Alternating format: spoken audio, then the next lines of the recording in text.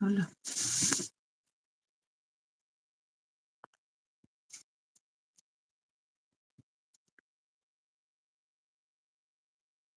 করলাম, স্ক্রিনশট নিলাম তো।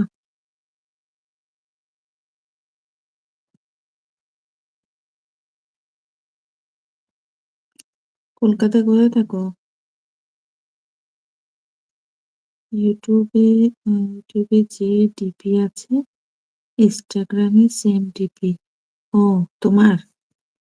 ঠিক আছে। এখানে তো ডিপিটা বোঝা যাচ্ছে না। লাইক অফ করে ফলো করো।